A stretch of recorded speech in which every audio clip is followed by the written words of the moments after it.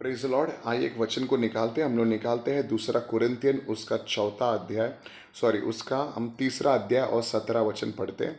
यहाँ पर ऐसा लिखा है, प्रभु तो आत्मा है और जहाँ कहीं प्रभु का आत्मा है वहाँ स्वतंत्रता है। हम कई बार इस बात को देखते हैं कि हमारे जीवन में कई बार सब कुछ होता है। कई बार पैसा होता है, अच्छा घर होता है, अच्छा जीवन होता है, अच्छी नौकरी होती है, लेकिन ये सब होने के बावजूद भी हम लोग कई बार अपने जीवन में आज़ादी को महसूस नहीं करते।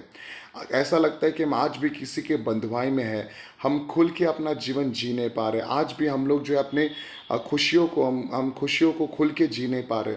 लेकिन कई बार ये इसलिए कई बार होता है क्योंकि हम आज भी कई बार अपने पापों के बंधुआई में फंसे हुए होते हैं।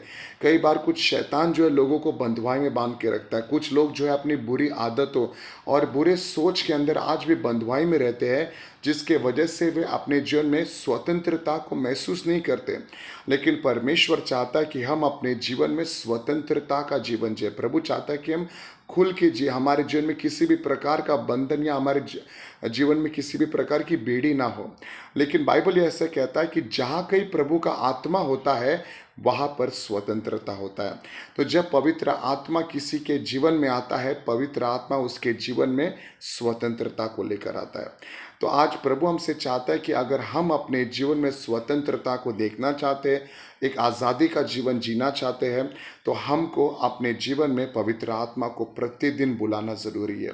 जब हम प्रार्थना में बैठते हैं, जब प्रभु यीशु की आराधना करते हैं, तब पवित्र आत्मा वहाँ पर आता है और जो है वहाँ पर अपने कामों का हमारे जीवन में करता है।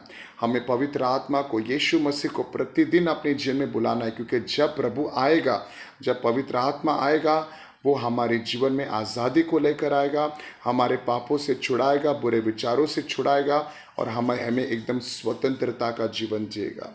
Praise the Lord. प्रभु आप सबको स्वतंत्रता में ही बना के रखे। आमीन।